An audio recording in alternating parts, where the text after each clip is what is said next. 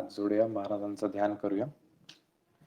ब्रह्मानंदं परमसुखदं केवलं ज्ञानमूर्तिं द्वन्द्वातीतं गगनसदृशं तत्त्वमस्यादिलक्ष्यम् एकं नित्यं विमलमचलं सर्वधी साक्षिभूतं भावातीतं त्रिगुणरहितं सद्गुरुं तं नमामि. गुरुर्ब्रह्मा गुरुर्विष्णु गुरुर्देवो महेश्वरः गुरुः साक्षात् परब्रह्म तस्मै श्री गुरवे नमः. काषाय वस्त्रं करदण्डधारिणं कमण्डलु पद्मकरेण शङ्खं चक्रं गदाभूषितं भूषणाढ्यं श्रीपादराजं शरणं प्रपद्ये. श्रीपादराजं शरणं प्रपद्ये. श्रीपादराजं शरणं प्रपद्ये. अवधूतचिन्तन श्री गुरुदेव दत्त. अनंत कोटी ब्रह्मांड नायक राजाधिराज योगीराज परब्रह्म भगवान श्री स्वामी समर्थ महाराज, या मार्गाचे प्रणेते ब्रह्मीभूत परमपूज्य पिठले महाराज, सद्गुरू परमपूज्य दादासाहेब आणि तुम्हा सर्वांचे श्रद्धेय स्थान प्रातस्मरणीय परमपूज्य गुरुमाऊली यांच्या चरणी आपणा सर्व सेवेकरांच्या वतीने द्रुवार मुजरा. उपस्थित सर्व सेवेकरी बंधू आणि भगिनींनो,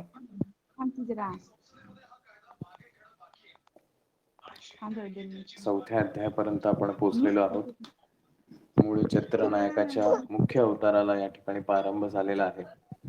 सातव्या सतयुगातील दत्त महाराजांचा आविष्कार जो आहे तो या ठिकाणी झालेला आहे.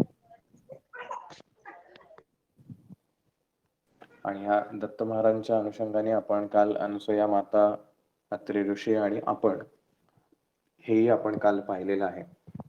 आपल्या आयुष्यातील प्रश्न सोडवायचे असतील तर ते कसे सुटले जातील, कसे सोडवले जातात आणि हे अनुसया मातेने कसं आपल्याला शिकवलं तेही आपण कालच्या अध्यायामध्ये पाहिलं. तर हा दत्त महाराजांचा हा आविष्कार आणि त्याचं वर्णन सगळं ऐकल्यानंतर नामधारकाला आणखीन उत्कंठा वाढलेली आहे की आता ह्याचा पुढचा अवतार काय आहे किंवा ह्याच्या पुढचं दत्त महाराजांचं कार्य कसं झालं, ते जे आता दत्त म्हणून विष्णू रूप राहिलेलं आहे त्यांचं पुढील कार्य काय आहे आणि ते आता उत्तरोत्तर रंगत जाणार आहे. अजूनही आपले मुख्य चरित्राचे जे नायक आहेत त्यांची अजूनही प्रवेश या अध्याय ग्रंथामध्ये झालेला नाही. अजूनही आपण फ्लॅशबॅक मध्ये आहोत की कशा प्रकारे दत्त महाराज आले, त्यांचे वेगवेगळे अवतार कसे झाले याचा इतिहास अजूनही ग्रंथकर्ते आपल्याला सांगत आहेत.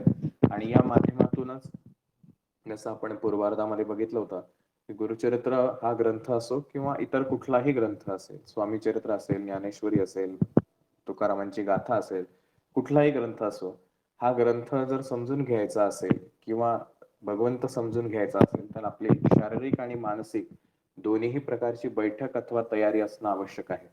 ही जर तयारी नसेल तर आपल्याला कुठलाही ग्रंथ हा केवळ शब्दार्थानेच आपल्याला कळेल, या शब्दाचा हा अर्थ आहे, याच्या पलीकडे आपल्याला त्या ग्रंथाचं कुठल्याही प्रकारचं ज्ञान होणार नाही. आणि म्हणून ग्रंथकर्ते जे आहेत या गोष्टींची काळजी घेऊन मूळ चरित्राला सुरुवात करण्यापूर्वी आपल्या शरीराची आणि मनाची दोन्हींचीही तयारी करून घेत आहेत. त्यामुळे म्हणून पहिल्या दिवशीचं जर आपण वाचन पाहिलं तर अध्याय क्रमांक 9 पर्यंत हे अजूनही नृसिंह सरस्वतींचं चरित्र सुरुवातच होत नाही. जरी नृसिंह सरस्वती आख्याने असं जरी म्हटलं असलं तरी पहिल्या दिवशीच्या 9व्या अध्यायापर्यंत श्रीपाद श्रीवल्लभ चरित्रापर्यंत आपण येऊन थांबतो, पण नृसिंह सरस्वतींचा आख्यानाला अजूनही प्रवेश होत नाही. तर त्या पहिल्या दिवशीच्या कथनामध्ये, त्या गोष्टींमध्ये, त्या अध्यायांमध्ये ग्रंथकर्ते सर्वात पहिली आपली शारीरिक बैठक जी आहे, शारीरिक तयारी जी आहे ती करवून घेतात. कारण पहिल्या दिवशीच आपल्याला वाचनाला माहिती आहे साधारणतः 1.5 तास आपल्याला, अगदी तुम्ही नेहमी वाचणारे असाल तर 1.25 ते 1.5 तास हा आपल्याला पहिल्या दिवशीच्या वाचनाला लागतो. नवखे असाल तर 2-2.5 तास आपल्याला वाचनाला लागतात. मग रोज आपल्याला एवढी बसायची कधी वेळ येत नाही किंवा तेवढी आपली तयारी नसते, तेवढं काही काम पडत नाही. त्यामुळे एखादा 2 तास एकाच ठिकाणी बसून त्या चरित्राचं वाचन करणं, ही जी शारीरिक तयारी आहे तीही आपली या पहिल्या दिवशीच्या निमित्ताने होते. आणि दुसरी जी आहे ती मानसिक तयारी. या आध्यात्मिक गोष्टींमध्ये मानसिक तयारी ही अत्यंत महत्वाची आहे. कारण आपण पहिल्या अध्यायापासून वेळोवेळी हे पाहिलेलं आहे की महाराजांची कृपा त्याच वेळेला होते ज्या वेळेला एकचित्त होतं, की आपल्या मनामध्ये कुठलेही इतर विचार येत नाहीत आणि केवळ महाराजांच्याच चरित्राचे किंवा महाराजांच्या लीलांचे विचार मनामध्ये येतात, त्याच वेळेला महाराज प्रसन्न होतात आणि हे गुरुचरित्राचं अमृतपान जे आहे ते त्या भक्ताला सेवायला मिळतं. म्हणून या प्रत्येक अध्यायाच्या अनुषंगाने ही मानसिक बैठक आपली व्हावी या दृष्टीने हे ग्रंथकर्ते आपल्याकडनं पूर्वतयारी जो आहे, पूर्वाभ्यास जो आहे तो करून घेत आहेत. आणि म्हणून पहिला अध्याय जर आपण बघितला तर तो मनामध्ये शंका, मनामध्ये संभ्रम आहे, अशा प्रकारे त्या नामधारकाची अवस्था आहे, जे की बऱ्याच वेळेला नवखे जे आपण गुरुचरित्र नव्याने पहिल्यांदा वाचायला घेतो त्यावेळेला ही अवस्था प्रत्येकाचीच राहते. किंवा आपण एखाद्या प्रश्नाने समस्येने ग्रस्त असतो आणि अशा समस्याग्रस्त अवस्थेमध्ये ज्यावेळेला आपल्याला गुरुचरित्र वाचन करायला लावलं जातं त्यावेळेला सुद्धा आपली अवस्था तीच असते की महाराज या प्रश्नातून मला एकदाच सोडवा. त्यामुळे पहिला अध्याय आणि आपली अवस्था ही दोघांचीही सारखीच असते. पण हा अध्याय जसं जसं पुढे जातो तो दुसरा अध्याय, तिसरा अध्याय जर एकचित्ताने आपण वाचला तर आपल्याही मनातले जे काही संभ्रम असतील, त्या समस्येच्या दृष्टीनं समस्या किती मोठी आहे असा जो काही आपल्याला एक भ्रम असतो, किंवा मी किती व्यथित झालेलो आहे या सगळ्या दुःखांनी, म्हणूनही आपल्याला त्रास झालेला असतो, तर तो दुसऱ्या तिसऱ्या अध्यायापर्यंत आपला तो भ्रम जो आहे तो महाराज त्या ठिकाणी दूर करतात. आणि मग चौथ्या अध्यायापासून महाराजांच्या मुख्य चरित्राला सुरुवात होते, ज्याच्यामध्ये दत्ताविष्कार जो आहे, सत्ययुगातील जो अवतार आहे त्या अवताराविषयी कथन करून की महाराज कशा प्रकारे लीला करतात, महाराज काय देऊ शकतात आणि त्याच्यासाठीची आपली तयारी कशी असणं आवश्यक आहे याचंही आपल्याला वर्णन ते त्या ठिकाणी करतात. त्यामुळे हा गुरुचरित्र ग्रंथ हा आपल्याच आयुष्याच्या अंगाने पुढे पुढे जात जाणार आहे, की आपली आयुष्याची अवस्था सुरुवातीला पहिला अध्याय सारखीच आहे आणि ज्यावेळेला तो 51 अध्याय होणार आहे पूर्ण, त्या त्यावेळेची जी आपली अवस्था असणार आहे ते नक्कीच त्या अध्यायात वर्णन केल्याप्रमाणे तो जो बिदरचा राजा जो आहे की महाराज तुम्ही कुठे होता, मला का इतक्या दूर लोटलं होतं तुम्ही, आता तुम्ही मला पुन्हा भेटलाय आणि पुन्हा मला जवळ घ्या, ही जी अवस्था आहे ती आपली सगळ्यांचीच त्या 50व्या अध्यायाच्या वेळेला होणार आहे. त्यामुळे एक एक अध्याय ही आपली शारीरिक आणि मानसिक अवस्थाचा वृद्धी करणारी आहे. म्हणून त्या ग्रंथकर्त्यांनी लिहिलंय पावे श्रेयस वृद्धी, की हे वाचन झाल्यानंतर 100% गॅरंटीने ते आपल्यामध्ये वृद्धी करणार आहेत असं महाराजांनी आशीर्वाद दिलेला आहे. अशा प्रकारे ह्या चौथ्या अध्यायापर्यंत आपण आलो. आता पुढचा जो 5वा अध्याय आहे त्याच्यामध्ये श्रीपाद श्रीवल्लभ या कलियुगातील पहिल्या अवताराचं वर्णन या ठिकाणी आलेलं आहे. त्यामुळे नामधारकाचा जो पहिला संवाद आहे किंवा सिद्धमुनी जे आहेत ते नामधारकाला म्हणतात, नामधारक भक्तासी सिद्ध सांगे विस्तारासी अवतार झाले मानुषी भक्त जन तारावया. की आता ते सिद्धमुनीच, कारण कालही आपण बघितलं जेव्हा त्या नामधारकांनी विचारलं की पुढचा अवतार महाराजांचा कसा झाला दत्ता अवतार, त्याच वेळेला सिद्धमुनी म्हणले होते की मला आता सुरुवातीपासून शेवटपर्यंत तू विचारलेल्या प्रश्नामुळे संपूर्ण गोष्ट आठवलेली आहे. आणि मग आता एक एक गोष्ट जी आहे ती सिद्धमुनी उलगडून सांगत आहेत.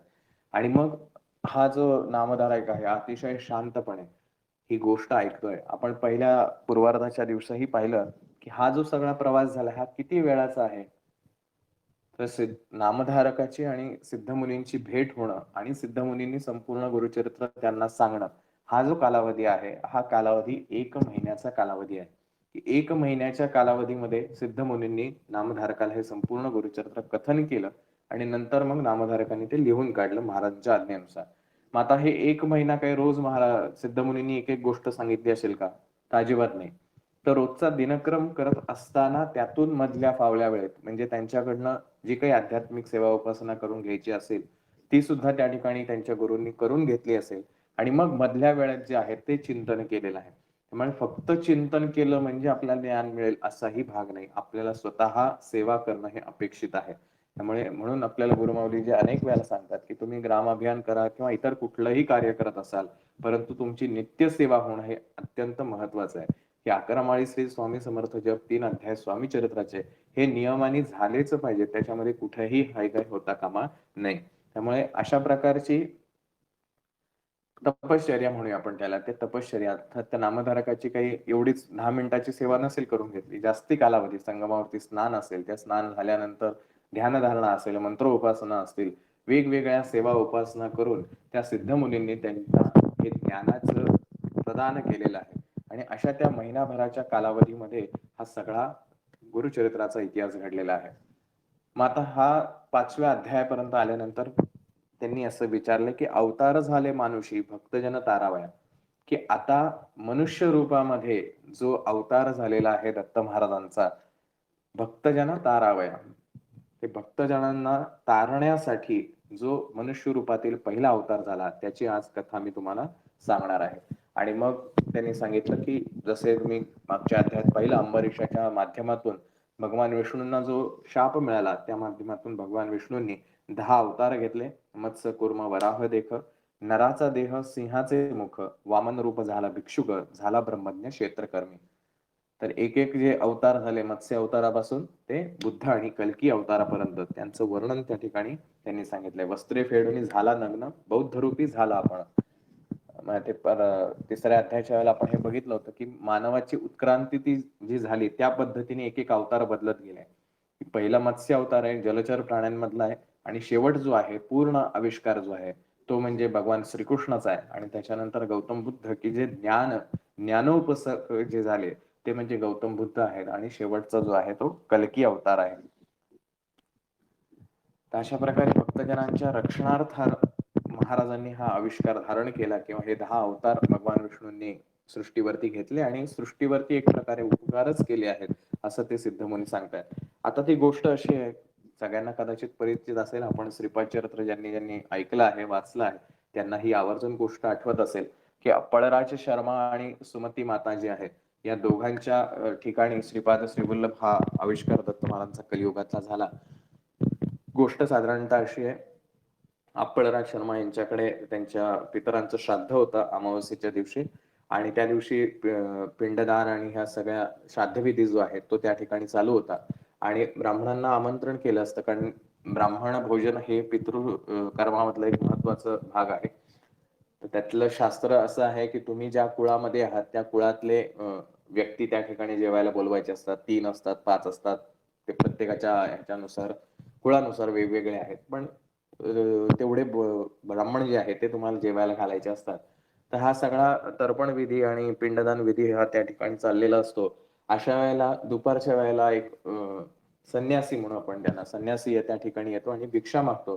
तर सुमती माता जी आहे ती सुमती माता तो जो स्वयंपाक बनवलेला आहे त्यातला थोडासा त्यांना भिक्षा म्हणून वाढते. आणि ते जे संन्यासी आहेत ते अतिशय प्रसन्न होतात की पितृकार्य घरात चालू असताना ब्राह्मण भोजन अजून व्हायचं आहे आणि त्या अगोदर तुम्ही येऊन जी काही भिक्षा वाढली आहे त्याच्यामुळे मी तुमच्यावर प्रसन्न झालो आहे. आणि ते प्रसन्न झाल्यानंतर ते मूळ रूपामध्ये म्हणजे त्रिमूर्ती रूपामध्ये ते प्रकट होतात. त्रिमूर्तीचे रूप घेऊन स्वरूप दाविले अतिगहनी, पतिव्रता धरुणी चरणी नमन करी मनोभावे.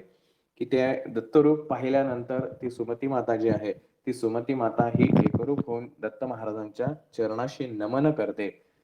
दत्तात्रय म्हणती त्रियसी, मागव माते जे वांछसी, जे जे वासना तुझे मानसी, पावेल त्वरित म्हणितले. पुन्हा त्वरित शब्द आहे की दत्त महाराज तिला म्हणतात की हे माते, तुला मी तुझ्यावरती प्रसन्न झालोय, तुझी जे काही मनोकामना असेल ती तू मला माग, मी ती सगळी त्वरित तुला पूर्ण करून देईल. असं म्हणल्यानंतर त्या सुमती मातेने काय विचारावं किंवा काय मागावं असा साधारणतः प्रश्न पडतो. आणि ती थोडासा विचार करते की काय मागायचं यांच्याकडं. ऐकोनी स्वामींचे वचन, विप्र वनिता करीती चिंतन, विनवितेसे कर जोडून नाना परिस्तवनिया. की सुमती मातेने विचार केलाय की साक्षात दत्त महाराज त्या ठिकाणी प्रकट झालेले आहेत आणि ते म्हणतात की तुझी काय इच्छा आहे ती तुम्हाला माग, मी ती त्वरित तुझी पूर्ण करेन. म्हणून यांना काय मागावं असा प्रश्न सुमती मातेला पडतो. आणि म्हणून ती थोडा वेळ चिंतन करते आणि मग महाराजांचं वर्णन करते की महाराज तुम्ही कसे आहात. जय जय जगन्नाथा तू तारक भवासी तत्वदा, माझे मनी असे आरता पूर्वावी ते देवराय. तर अशी ते सुंदर प्रकारे दत्त महाराजांचं वर्णन करून, स्तुती ही महाराजांना प्रिय आहे. तुम्ही कुठल्याही देवाचं स्तोत्र जर बघितलं, स्तोत्र याचा अर्थ देवाची केलेली स्तुती. गुणगान करायचं एखाद्याचं की तुम्ही किती छान आहात, तुम्ही किती छान दिसता, तुमच्यासारखे जगात कोणीच नाही, असं एखाद्याला आपण म्हटलं तरी सुद्धा तो आपल्या बाजूने आपल्याला जे काही आपलं इच्छित काम असेल ते करायला लगेच तयार होतो. त्यामुळे ही देवांपासून चालत आलेली पद्धत आहे की थोडंसं गुणगान करायचं की देवाला प्रसन्न करता येतं, आणि देव प्रसन्न झाला की मग आपली जी काही मनोकामना असेल ती त्या देवासमोर व्यक्त करायची. असं म्हणून त्या सुमती मातेने सुद्धा दत्त महाराजांना विनवणी केली आणि त्यांना असं म्हणले की तुम्ही असं आता म्हणला की माते तुला काय पाहिजे ते माग, तर हाच आशीर्वाद तुम्ही मला द्यावा की तुमच्यासारखाच माझा एक पुत्र व्हावा. कारण मला जी 2 ऑलरेडी मुलं आहेत, तर ते व्यंग आहे त्यांना आणि त्यामुळे मला फार दुःख होतं. कारण अपळराज शर्मा हे वेदपंडित होते. त्यांचं ज्ञान केवढं होतं, सर्वत्र त्यांची कीर्ती होती.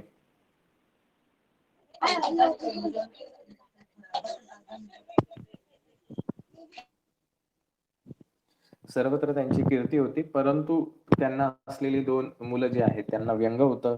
ना त्यांना कुठले वेदमंत्र यायचे, ना कुठलं कर्म करता येत होतं. त्यामुळे समाजामध्ये एकंदरीत आपण अंदाज बांधू शकतो, की एखादा चांगला उत्तम प्रोफेसर असेल आणि त्याची मुलं जर नापास होत असतील, तर त्याला किती प्रकारे समाजात हिणवलं जातं, की तुम्ही एवढे विद्वान आणि तुमची मुलं बघा कशी आहेत. आणि हे तर फक्त म्हणजे विद्येमध्ये कमी आहे अशातलाही भाग नाही. शारीरिक व्यंग सुद्धा दोघांनाही आहे. त्यामुळे त्या मातेनी दत्त महाराजांना असं म्हणलं, की मला तुमच्यासारखा एखादा पुत्र व्हावा, की ज्याच्यामुळे संपूर्ण जगामध्ये माझे आमच्या कुळाची जी आहे ती कीर्ती आणखीन वाढेल. अशा प्रकारे त्यांनी दत्त महाराजांना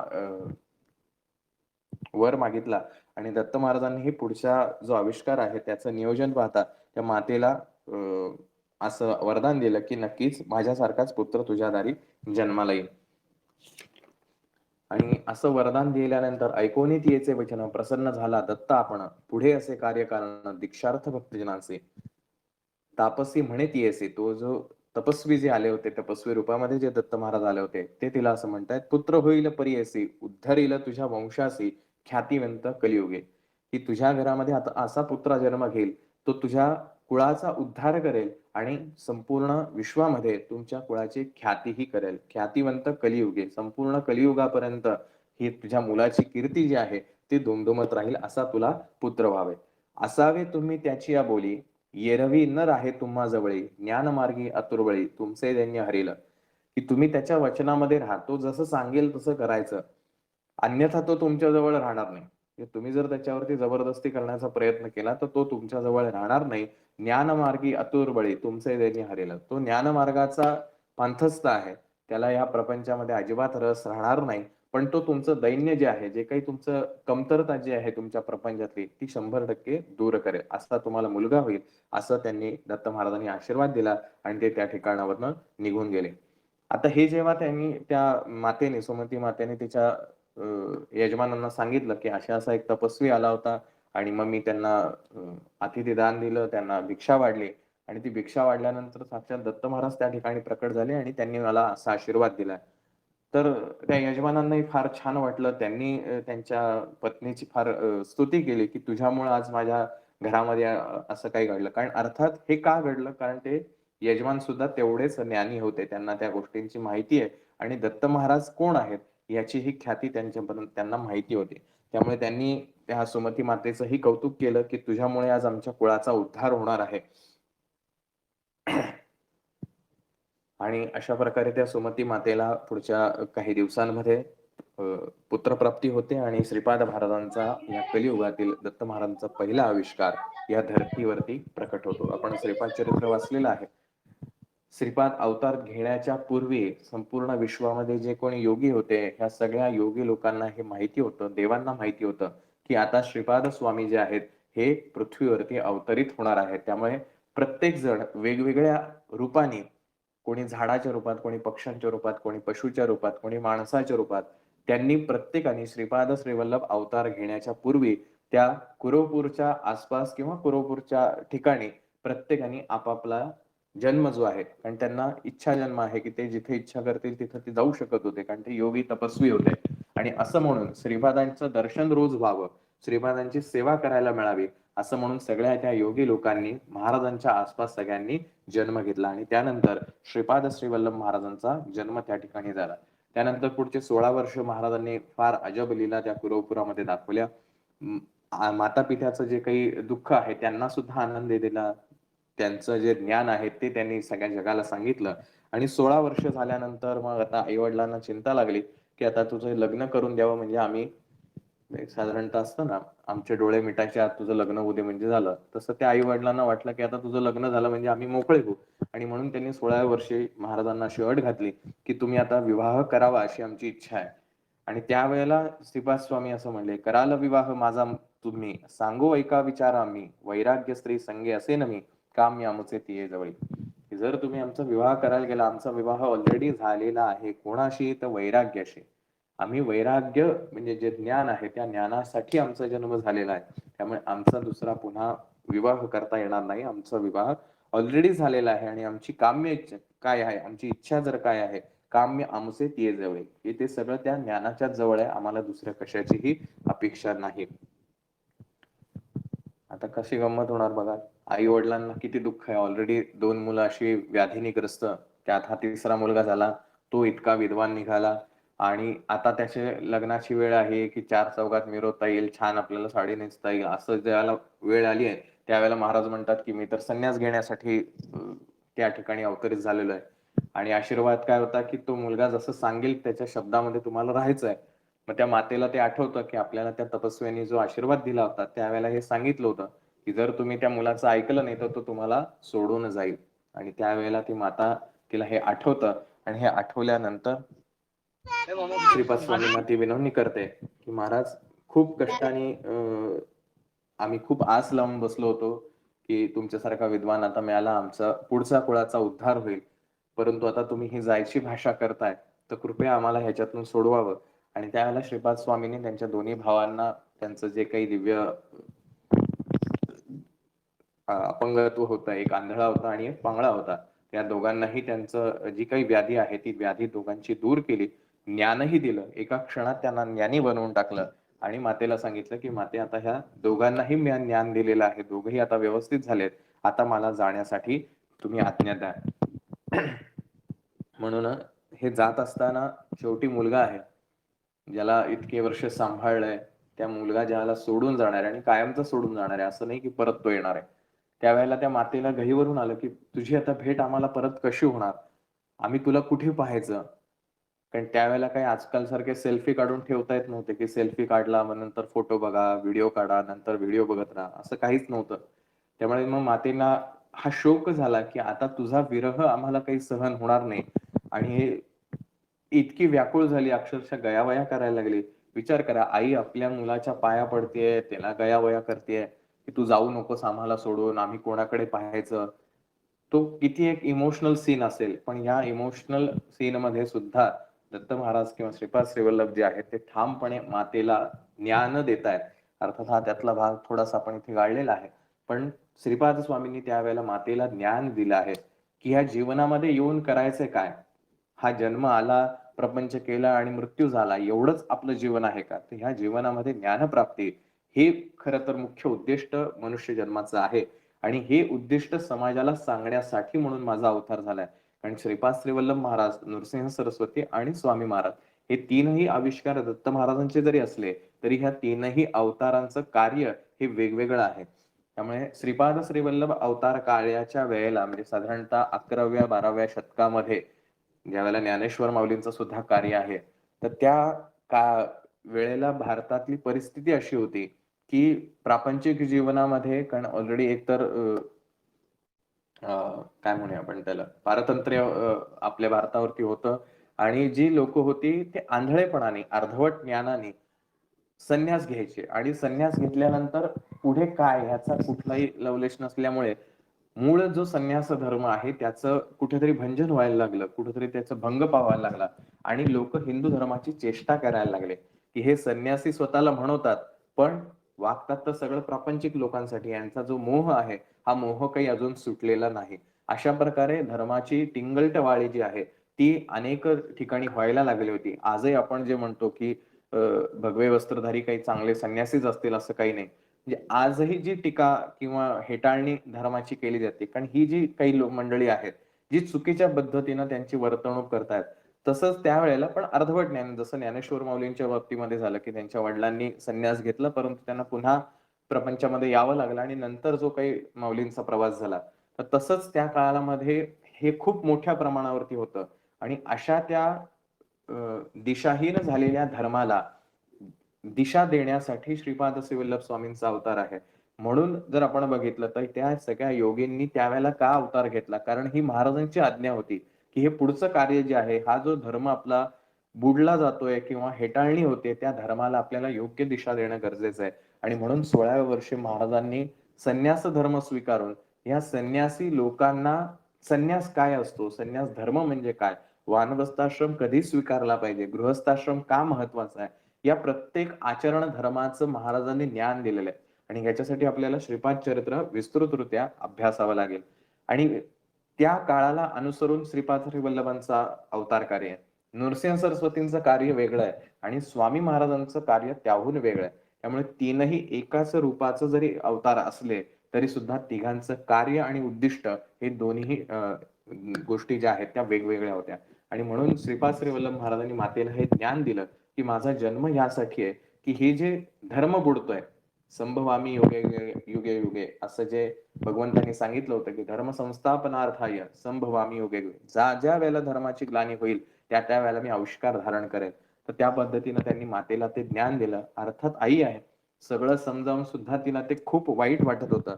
आणि म्हणून आईच्या काय म्हणूया भल्यासाठी किंवा तिला शांत करण्यासाठी देखोनी मातेचे दुःख संभोखितेचे परमपुरुष उठवूनी आपुल्या करकमळिके अश्रुपात पुसत असे. म्हणजे एवढे धीरगंभीर आवाजामध्ये श्रीपाद स्वामी साक्षात दत्त महाराज आहेत, त्यांनी त्यांच्या लीला सुद्धा दाखवल्या होत्या.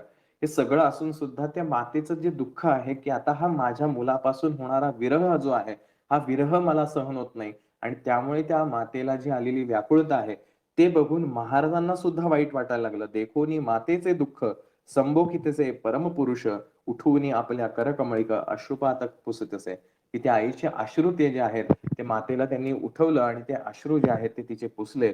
अहो माते न करी चिंता.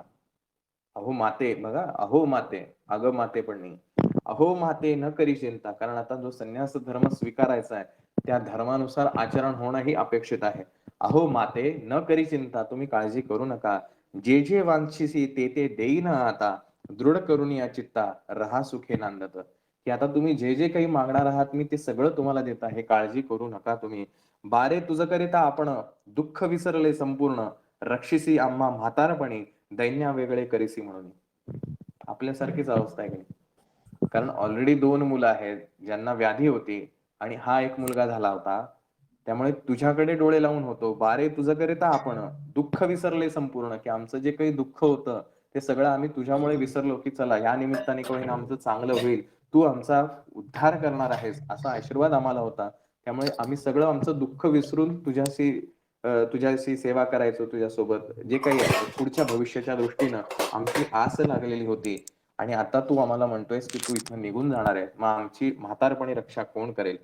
पुत्र असती आपणा दोन पाया पांगुळ अक्षहीन, त्या ते पोसावे आता कवणे आम ते कोण रक्षेल. असं महाराजांना ते विचारतात की आता आम्हाला कोण पोसणार आहे? ही मुलं 2 मुलं कशी आहेत ते तुम्ही बघितलंय.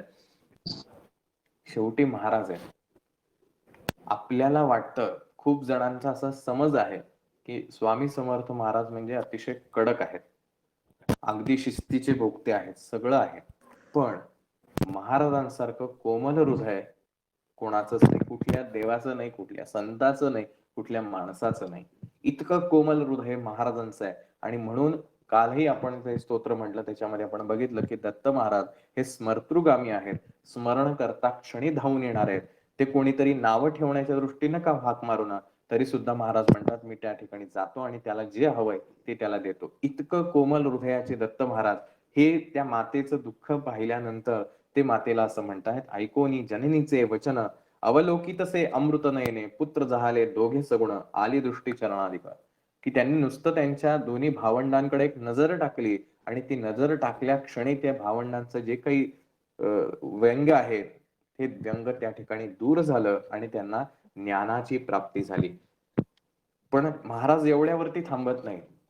आपल्याला असं वाटतं की आपण जे काही मागितलंय महाराज तेवढंच देतात. महाराजांकडे फ्युचर प्लॅन तयार असतो की जो कोणी माझा भक्त आहे याचं पुढचं सुद्धा येणारं दुःख जे आहे हे दुःख सुद्धा त्यांचं कमी व्हायला पाहिजे, या दृष्टीनं महाराज पुढची तजवीज करून ठेवतात. आणि ते त्यांच्या भावंडांना आज्ञा करतात की मी तुम्हाला आता बरं केलंय, तुम्ही तुमच्या आई वडिलांची सेवा करायची आहे, आणि ही सेवा करून तुम्हाला ईश्वराचं कार्य करायचं आहे, तर तुम्ही मुक्ती पावाल. श्रीपाद चरित्रात ही दोन भावंड कोण होती, महाराजांनी का त्यांना व्यंग दिलं होतं, याचा पूर्व इतिहास आहे. त्यामुळे जरूर ते श्रीपाद चरित्र वाचावं. जसं आपण मगाशी म्हणलं, श्रीपाद श्रीवल्लभ अवतार घेणार हे माहीत असल्यामुळे वेगवेगळे जे योगी तपस्वी आणि सृष्टीतील गूढ ज्या गोष्टी आहेत त्या वेगवेगळ्या रूपाने महाराजांच्या सान्निध्यात आल्या होत्या. त्यामुळे हे दोन जे भावंड आहेत ज्यांना व्यंग होतं, ते व्यंग सुद्धा असणारे ते दोन व्यक्ती कोण, याचा श्रीपाद चरित्रामध्ये आपण जरूर उल्लेख वाचावा. ऐसे बोलिनी तयांसी, ह्या दोन्ही भावांना त्यांनी असं सांगितल्यानंतर पुढे ते आई वडिलांना आणखीन कमिट करतायत. एवढ्यावरती नाही थांबलेले. बघा आता ही गोष्ट त्यांनी मागितलेली नाही आई वडिलांनी, हे महाराज एक्स्ट्राचं देत आहेत. ऐसे बोलिनी तयासी संभोगितसे मातेसी, आईला ते सांगतायत, पाहुनी दोघा पुत्रांशी राहता सौख्य पावाला, या दोघांकडे पाहून आता तुम्ही छान राहू शकाल. पुत्र दोघे शतायुषी, हे 100 वर्ष जगणार आहे. निर्धार धरी व मानसी, हे तुम्ही निश्चय पक्का करा, कारण मी हे सांगतोय. कन्या पुत्र होतील त्यासी, पुत्र पौत्र पाहायला नाही. म्हणजे आई वडिलांचं सुद्धा आयुष्य त्यांनी वाढवलंय की ह्यांना मुलं आणि मुली दोन्ही होणार आहेत आणि तुमची नातवंड बघण्याचं सुख तुम्हाला मिळणार आहे. अखंड लक्ष्मी यांचे घरी, म्हणजे जी कोण तुमची पुढची पिढी आहे त्या प्रत्येक पिढीमध्ये अखंड लक्ष्मी यांचे घरी, यांचे वंश पारंपरी, म्हणजे हा संपूर्ण वंश जो आहे त्यांच्याकडे कधीही पैशांची कमतरता राहणार नाही. कीर्तिवंत सचराचरी संपन्न होतील वेदशास्त्री. बघा आईने मागितलं काय होतं की तू आमच्यासोबत फक्त राहावं. महाराजांनी दिलंय काय, दोन्ही भावंडांचं जे काही व्याधी आहेत त्या व्याधी दूर केल्या. त्यांना जे ज्ञान नव्हतं ते ज्ञान दिलं. परत त्यांना सांगितलं यांना मुलगा होईल मुलगी होईल, म्हणजे संतानाचं जे पुढं दुःख येणार असेल तेही महाराजांनी दूर केलं. दोन्ही भावंडांना 100 वर्षाचं आयुष्य दिलं. आई वडिलांना सांगितलं की तुम्ही नातवंड बघणारे, म्हणजे त्यांचं आयुष्य वाढवलं. प्लस त्यांच्या वंशामध्ये अखंड लक्ष्मी राहील, तुमची कीर्ती ही अखंड संपूर्ण कलियुग संपेपर्यंत या कुळाची कीर्ती राहील, असा आशीर्वाद सुद्धा महाराजांनी दिलाय. म्हणजे किती लॉंग टर्मचा विचार आहे महाराजांकडे. याला म्हणतात सहृदय असणं. इतकं कोमल हृदय आहे महाराज. आपण मागतो एक, महाराज एवढं देतात. फक्त सगळ्याच गोष्टी जसं इथे महाराजांनी प्रत्यक्ष सांगितले तसं सगळ्याच गोष्टी काही महाराज आपल्याला सांगायला येत नाहीत. पण 100% हा विश्वास ठेवावा, महाराज आपल्या लॉंग टर्मचा विचार करतात आणि त्या दृष्टीनं फक्त याच जन्मांचं नाही पुढच्याही जन्मांचा महाराज विचार करून त्या पद्धतीनं आपल्याला आशीर्वाद देत असतात. त्यामुळे ह्याच्यासाठी श्रीपाद चरित्राचा अभ्यास करावा, जेणेकरून ह्या गोष्टी आपल्याला समजतील. आमची अवज्ञा न करिता निरोप द्यावा अवमाता, जाणे असे उत्तर पंथा दीक्षा द्यावया साधूजना. बघा हा शब्द जो आता सांगितला, दीक्षा द्यावया साधूजना, हे जे संन्यासी लोक आहेत जे भरकटलेले आहेत अशा योग्य व्यक्तींना दीक्षा देण्यासाठी मला आता उत्तरपंथी म्हणजे हिमालयाच्या ठिकाणी जावं लागणार आहे. मग बद्री केदारनाथ काशी ह्या सगळ्याची यात्रा महाराज पुढे करतात. तर महाराजांचं कार्यच किंवा अवताराचा उद्देश जो होता तोच हा मुळात होता की धर्माची स्थापना करणं. कारण धर्म हा परमेश्वराचा जो श्रीकृष्णाचा अवतार झाला तो होऊन जवळपास 2000 वर्ष उलटून गेली होती. त्यामुळे मधल्या काळामध्ये हा सगळा आद्य शंकराचार्यांनी पुन्हा धर्माची स्थापना केली होती.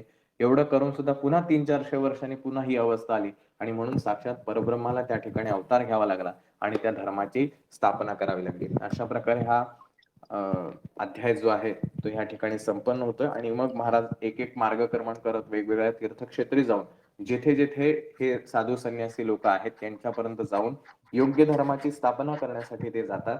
आणि मग जात असताना गोकर्णाच्या ठिकाणी महाराज जातात आणि मग नामधारक असं विचारतात की बद्री केदारनाथ हिमालय कैलास मानसरोवर हे सगळं ठीक आहे, हे माहिती आहे, पण हे गोकर्ण महाबळेश्वर काय आहे आणि ह्याचं तिथे महाराजांनी जाण्याचं कारण काय, त्याचं महात्म्य काय, असं त्यांनी सिद्धमुनींना विचारणा केली. आणि पुढील अध्यायामध्ये ते आपल्याला गोकर्ण महाबळेश्वरचं महत्व की महाराज त्या ठिकाणी का गेले आहेत याचं वर्णन आपल्याला पुढच्या अध्यायात ऐकायला मिळणार आहे. आता हा अध्याय आपल्याला काय शिकवतो, मुळात पहिली गोष्ट जी सुमती माता आणि अप्पलराज शर्मा जे आहेत हे अतिशय सामान्य कुटुंबातले आहेत. असं नाहीये की खूप श्रीमंत आहेत, सगळं धनाढ्य त्यांचं आयुष्य आहे, पण व्यवस्थित आहेत, सदाचारी आहेत. श्रीपाद चरित्र आपण जर बघितलं त्यांचं आपल्याला हिस्ट्री सुद्धा समजेल की कशा प्रकारे त्या सुमती राणी आणि अप्पलराज शर्मा यांचं लग्न झालं, ते लग्न जमवण्यामध्ये सुद्धा कशा प्रकारे दैवी योग होते हा सगळा भाग झाला. त्यामुळे आपल्या पोटी चांगला मुलगा निघावा यासाठी आई वडील सुद्धा तसं त्यांचं बॅकग्राऊंड असणं आवश्यक आहे. त्यामुळे आधी स्वतःला घडवणं अपेक्षित आहे आणि मग पुढच्या पिढीला दोष देणं हे संयुक्तिक ठरेल. तर त्या दृष्टीनं अपळराज शर्मा आणि सुमती माता यांचं लग्न झालं. हे प्री प्लॅनिंग होतं सगळं. महाराज त्या ठिकाणी अवतार घेणार आहेत आणि पुढं त्यांचं कार्य होणार, हे सगळं तयार होतं. पण त्यासाठी बॅकग्राऊंड तयार होणं हे जास्ती महत्वाचं होतं. आणि त्या दृष्टीनं अपळराज शर्मा आणि सुमती माता यांच्या ठिकाणी महाराजांचा जन्म झाला. पण ही जी सुमती माता आहे, हिला स्वप्न पडलं होतं का की आज अमावस्या आहे आणि आज अमावस्येच्या दिवशी महाराज आपल्याकडे येणार, मग आपण त्यांना भिक्षा वाढूया म्हणजे आपल्याला लगेच ते वरदान देतील? असं कुठलंही अजिबात झालेलं नाही. याचा अर्थ सुमती मातेचा हा नित्याचा क्रम असणं अपेक्षित आहे की कुठल्याही वेळेला जर कोणी अतिथी आला, कोणी अभ्यागत आला म्हणजे पाहुणा आला, तर त्याला भिक्षा वाढणं हा सुमती मातेचा दिनक्रम असला पाहिजे. जर तो नसता तर सुमती मातेने त्या अमावस्येच्या तिथीला आलेल्या संन्यासाला भिक्षा वाढली नसती. म्हणजे आपल्याला असं वाटतं, आता आज कार्तिक स्वामींचं दर्शन सगळ्यांनी घेतलेलं असेल, चांगली गोष्ट आहे, कारण हे पुराणात सिद्ध आहे की कार्तिक स्वामींचं दर्शन कार्तिक महिन्यामध्ये कृतिका नक्षत्रावरती जो घेतो त्याला सुख संपत्ती ऐश्वर्य प्राप्त होतं. पण त्याच्यासाठी आपलं डेली रुटीन मध्ये सुद्धा आपण व्यवस्थित वागणं, भ्रष्टाचार करायचा नाही. जो सदाचारी असतो त्याच्यावरती देव प्रसन्न होतो. त्यामुळे आपल्या कष्टाचा जो पैसा असेल तेवढ्याच आपण घेणं. दुसऱ्याकडून आपण कुठलं कर्ज घेतलं असेल तर ते कर्ज वेळच्या वेळेला फेडणं, मग ते 1 रुपयाचं असो, 10 रुपयाचं असो, नाही तर लाख रुपयांचं असो, त्या वेळेला त्या गोष्टी पुरवणं, कोणालाही पैशांसाठी न फसवणं, हे जे सदाचार आहेत हे आपल्या रोजच्या जर दिनक्रमात असतील तर आजचं आपण घेतलेलं दर्शन आपल्याला निश्चित पावणार आहे. पण जर आपण अचानक काहीतरी यायचं आणि मग कोणाला तरी भिक्षा वाढायची, मग लगेच तुम्हाला मिळणार अशातला भाग नाही.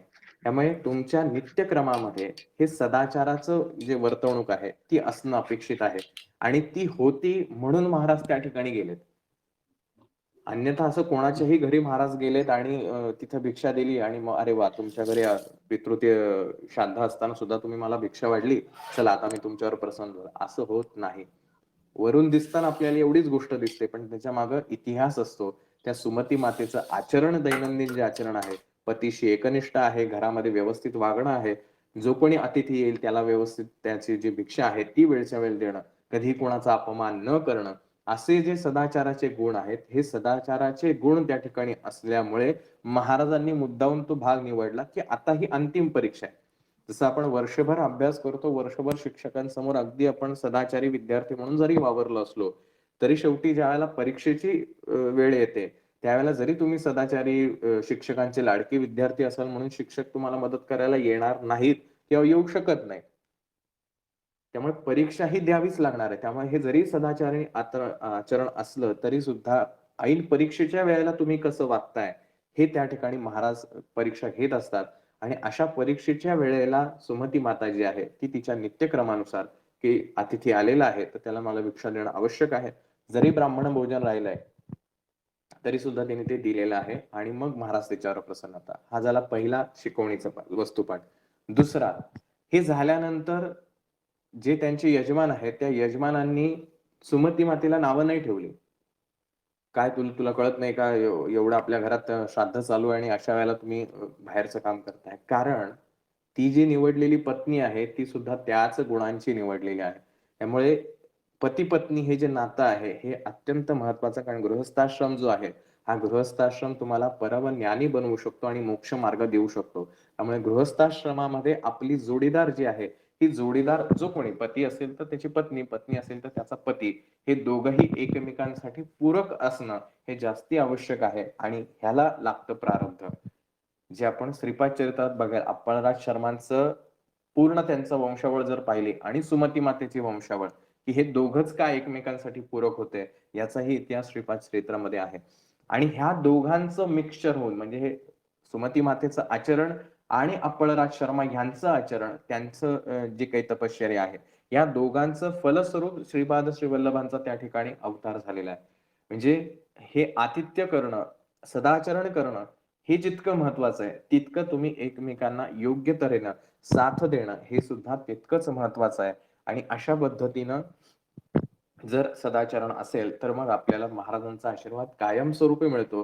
मग महाराजांकडे जावं लागत नाही, महाराज आपल्याकडे येतात. कारण साधारणतः मानसिकता अशी आपली असते की आपण महाराजांकडे सारखं सारखं गेलं म्हणजे महाराज आपल्याला लवकर प्रसन्न होतील.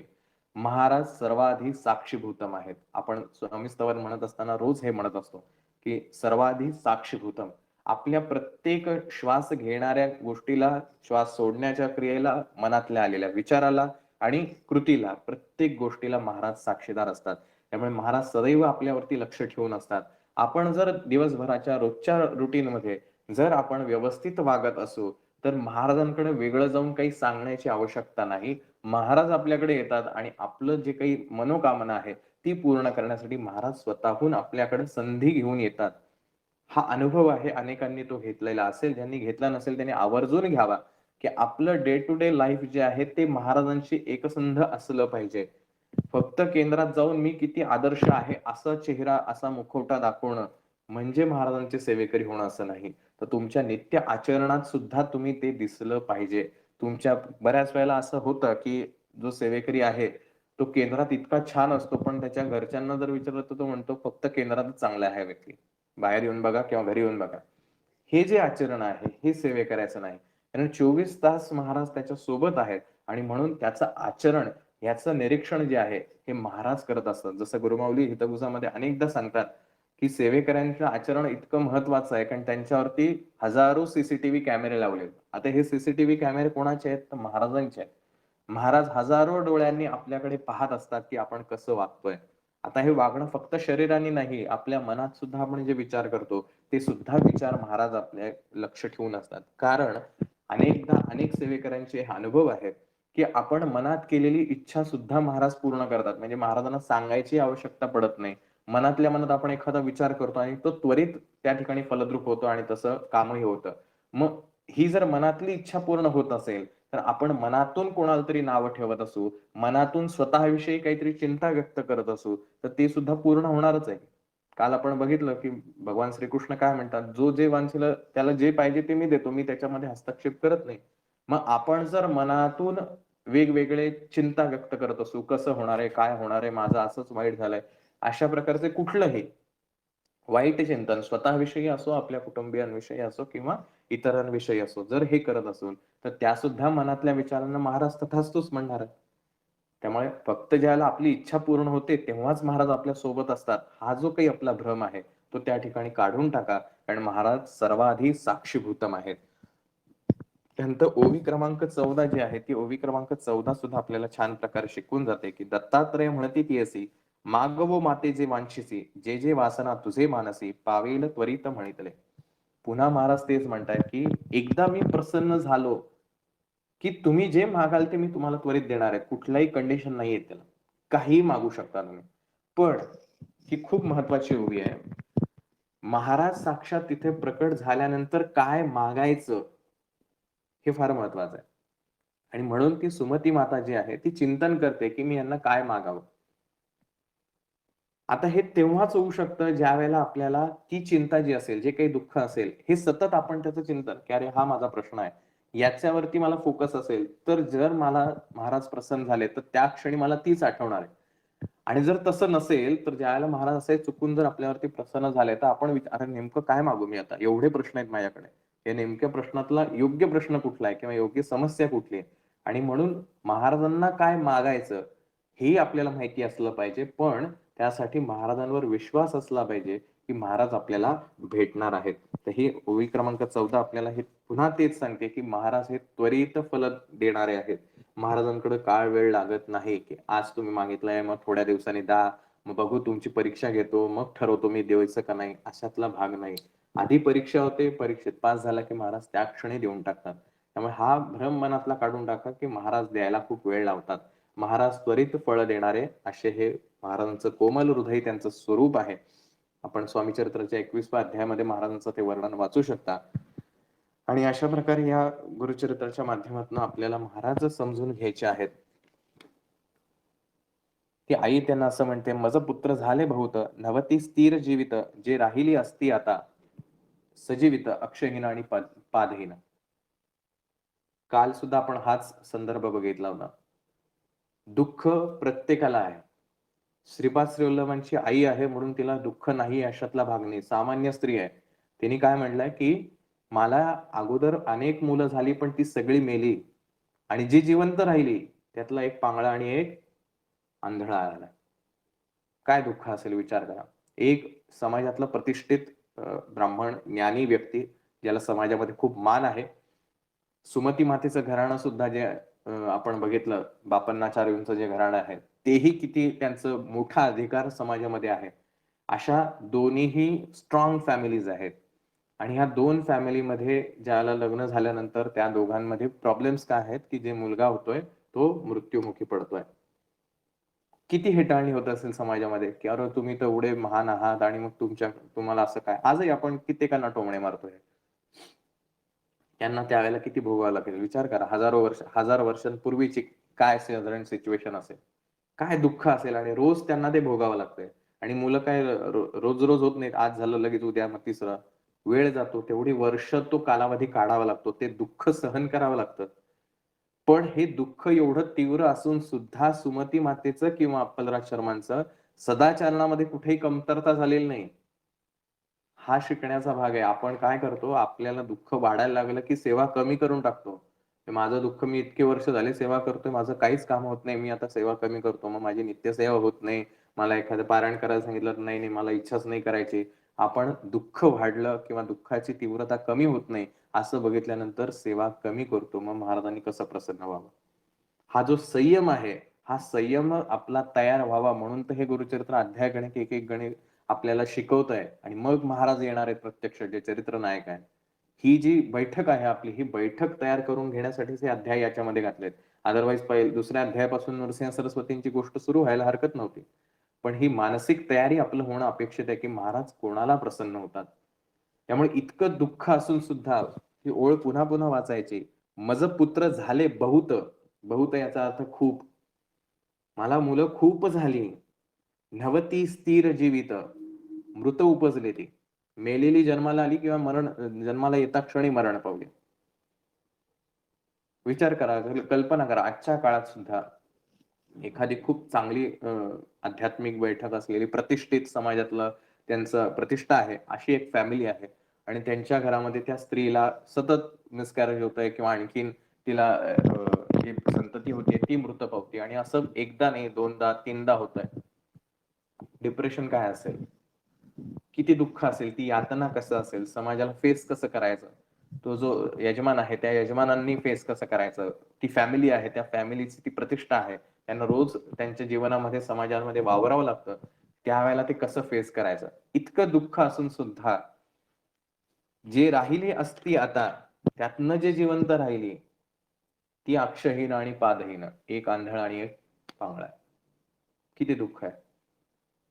आणि अशांना घेऊन आम्ही जगतोय आणि तरी सुद्धा त्या मातेने सदाचरण सोडलेलं नाही आणि म्हणून ते प्रसन्न झाल्यानंतर महाराजांकडे मागते, की महाराज मला तुमच्यासारखा पुत्र व्हावा.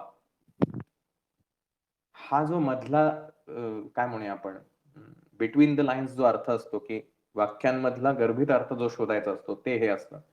की त्या मातेला प्रसन्न होताना ही मातेची तपश्चर्या आहे तिची, की एवढं दुःख असून सुद्धा तिने कधीही सदाचरण सोडलेलं नाही, कोणाला वाईट वागवलेलं नाही, कोणाशी वाईट बोललेले नाही, कोणाला त्रास दिलेला नाही. स्वतः दुःख सहन करते, की ठीक आहे माझंच नशीब आहे. असं म्हणून ते सहन करते, पण कधीही कुठलीही सेवा सोडलेली नाही, सेवा कमी केलेली नाही किंवा कोणाला दूषण दिलेलं नाही. कुठल्याही प्रकारे ही गोष्ट केलेली नाही. म्हणून महाराज तिथं प्रसन्न झाले. त्यामुळे ज्याच्या लाईफमध्ये स्ट्रगल जास्ती आहे, दुःख जास्ती आहे, पण निष्ठा पक्की आहे. 100% विश्वास ठेवा. ज्या क्षणी महाराज प्रसन्न होतील, त्या क्षणी ते जे देतील, ते काय-काय देणार आहेत? फक्त त्या 2 जे त्यांचे भाऊ आहेत, त्यांनाच फक्त त्यांनी व्यवस्थित केलेलं नाहीये. त्यांना डोळे दिले, एकाचे पाय चांगले केले, एवढंच नाही केलं. त्यांना 100 वर्षाचं आयुष्य दिलं. आई-वडिलांना तुम्हाला सांगितलं, तुम्हाला नातवंड बघण्याचं सुख मिळेल. तुमच्या घरात अख्ख्या वंशोवंशी तुम्हाला कायमस्वरूपीची लक्ष्मी प्राप्त होईल आणि तुमची ख्याती संपूर्ण कलियुगामध्ये तुमच्या घराण्याची ख्याती होत राहील. महाराज ज्यावेळेला प्रसन्न होतात, त्यावेळेला इतकं देतात, की घ्यायला आपली झोळी फाटकी पडते. म्हणून दुःख कितीही असू द्या, विश्वास, निष्ठा कधी ढळून देऊ नका. जर ती ढळली, सेवा कमी केली, रिझल्ट येणार नाही. त्यामुळे दुःख जरी असेल, तरी तो पेशन्सली खूप संयमाने त्याला धीरोदात्तपणे त्याला सामना करा त्याचा. मनामध्ये हा विश्वास ठेवा, की आज सगळं जग माझ्या विरुद्ध असेल, आज सगळं जग मला नावं ठेवत असेल, पण माझे महाराज माझ्या कायम सोबत आहेत.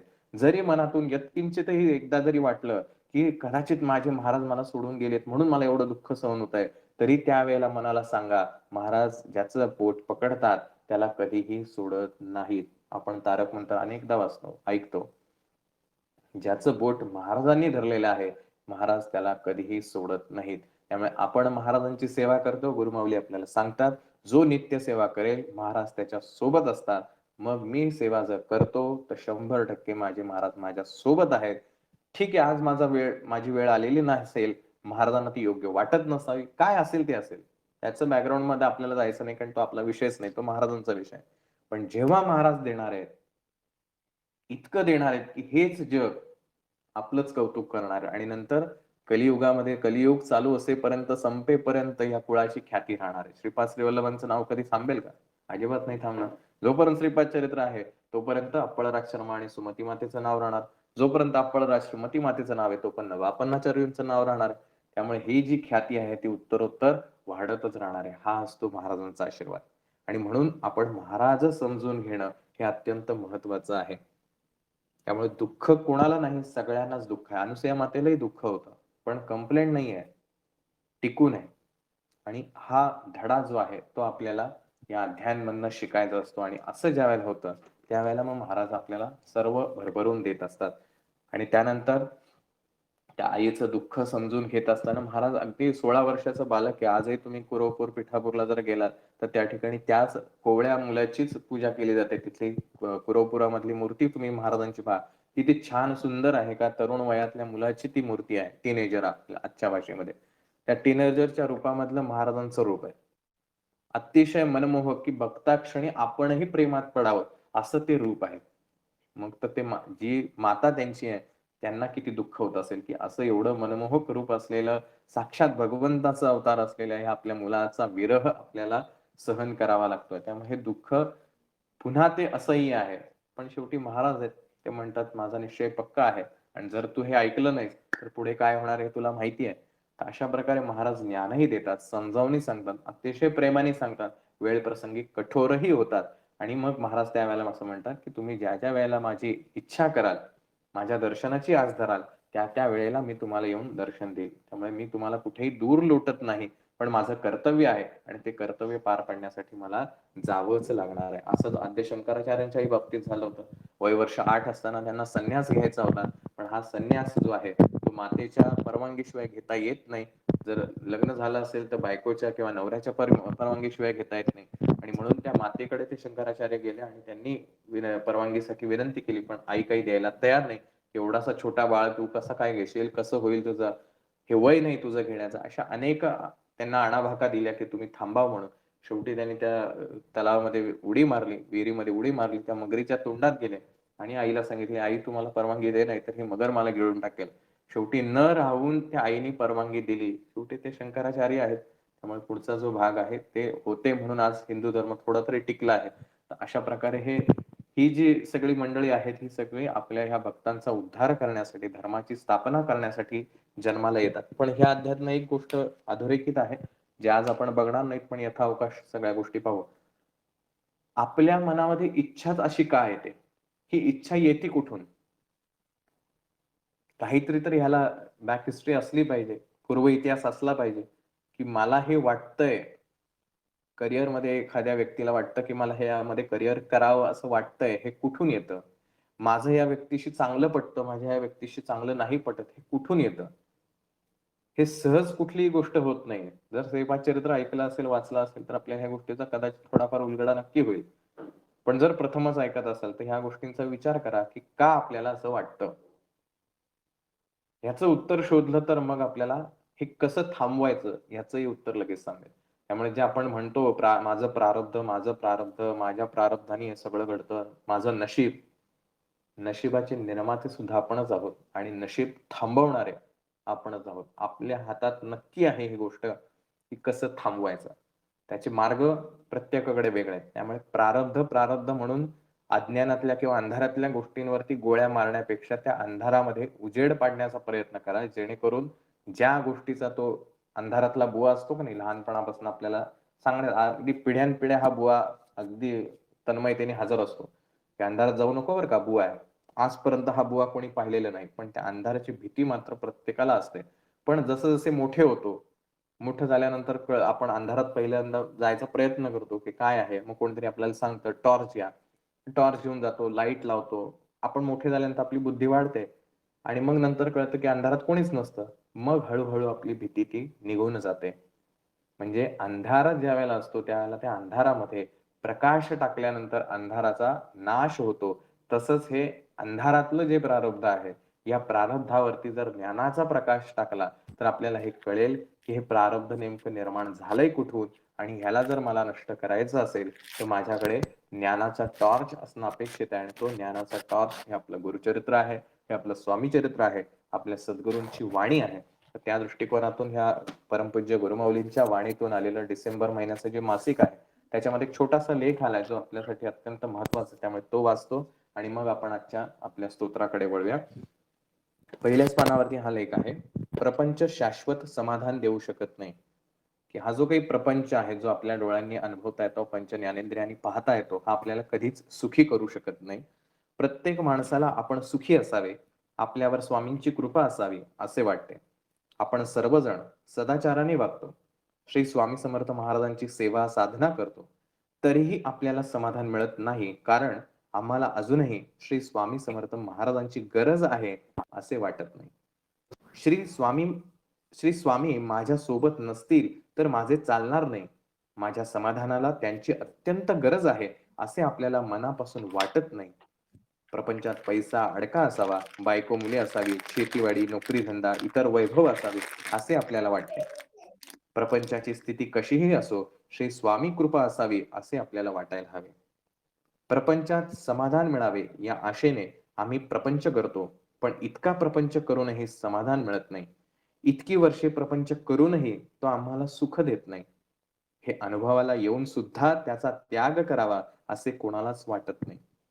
प्रपंचात आपल्याला सुख मिळेल ही कल्पनाच नाहीशी व्हायला पाहिजे. प्रपंच आपल्याला शाश्वत समाधान देऊ शकत नाही हे निश्चित केल्यावर मग श्री स्वामी कृपेसाठी आम्ही केलेल्या प्रयत्नांच्या आड जग, परिस्थिती असे काहीही येऊ शकणार नाहीत.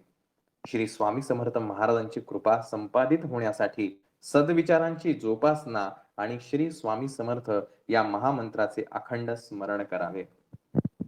हा प्रपंच ज्या प्रपंचाच्या मागे धावतोय, ज्या प्रपंचासाठी आपण धावतोय, तो प्रपंच आपल्याला शाश्वत सुख नाही, देऊ शकत नाही, असं गुरुमाऊली आपल्याला सांगतायत. आणि आपण त्या प्रपंचात वैतागलो आहोत म्हणून केंद्रासारख्या आध्यात्मिक ठिकाणी येतो.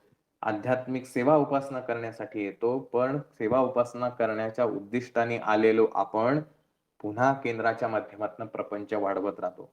हा माझा मित्र, ती माझी मैत्रीण, मग हा माझा भाऊ, तो माझी बहीण, असं करत करत केंद्रामध्ये सुद्धा आपण प्रपंचच वाढवतो आणि सरते शेवटी केंद्रात राहून सुद्धा जे समाधान शाश्वत समाधान आहे, समाधान तात्पुरतं नाही.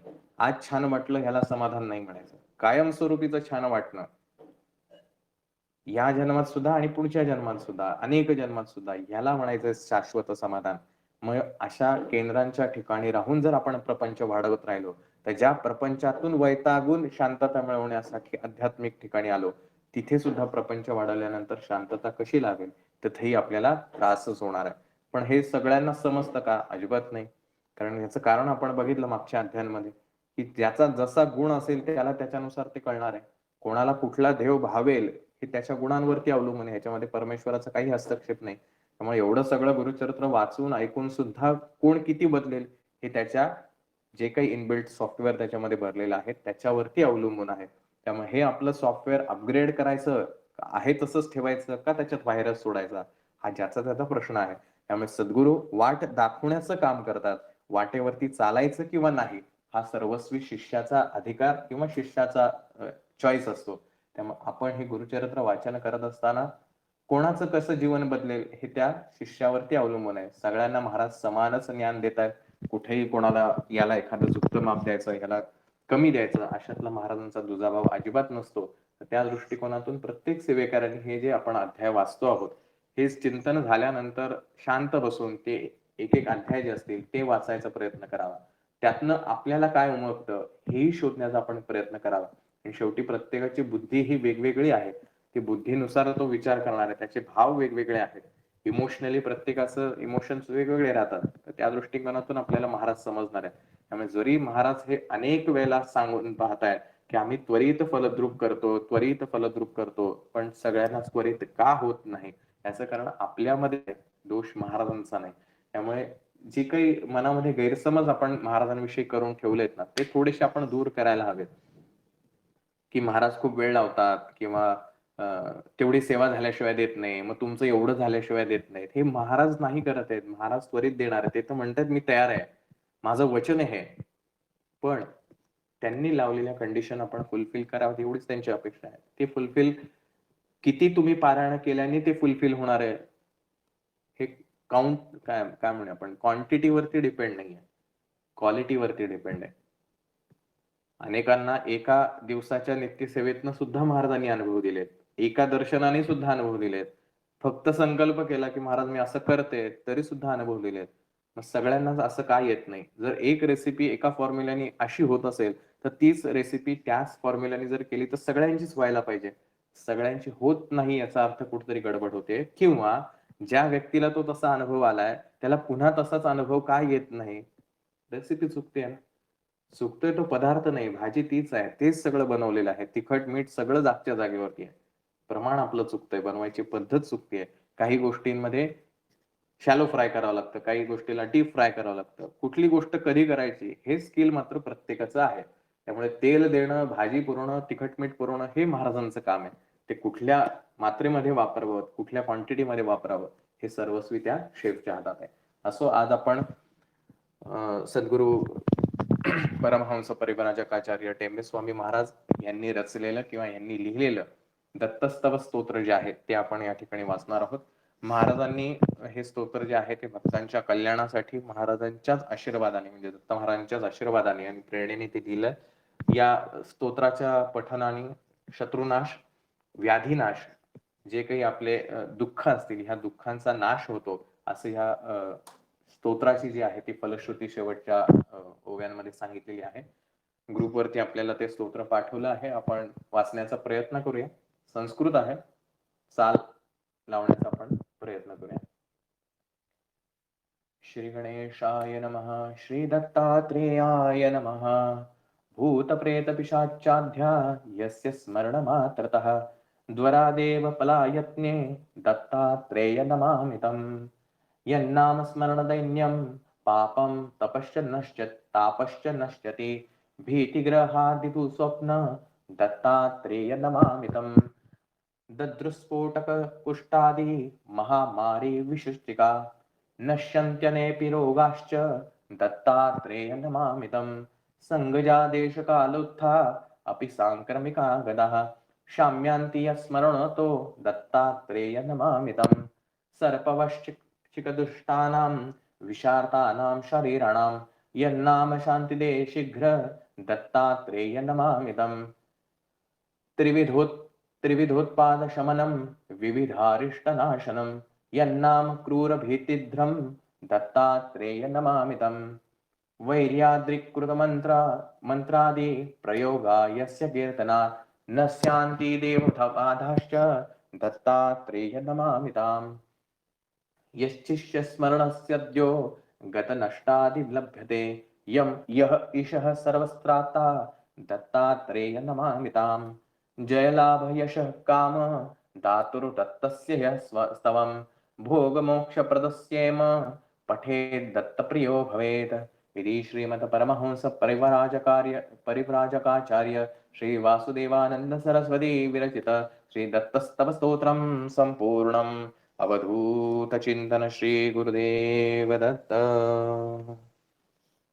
अशा प्रकारे हा आजचा आपला पाचवा अध्याय जो आहे तो या ठिकाणी पूर्ण झाला. इथे श्री गुरुचरित्रामृते परमकथा कल्पतरू श्री नृसिंह सरस्वती आख्याने सिद्धनामधारक संवादे दत्तात्रेय श्रीपाद अवतार कथनम नाम पंचमोऽध्यायः. गुरुर्ब्रह्मा गुरुर्विष्णु गुरुर्देवो महेश्वरः गुरुः साक्षात् परब्रह्म तस्मै श्री गुरवे नमः.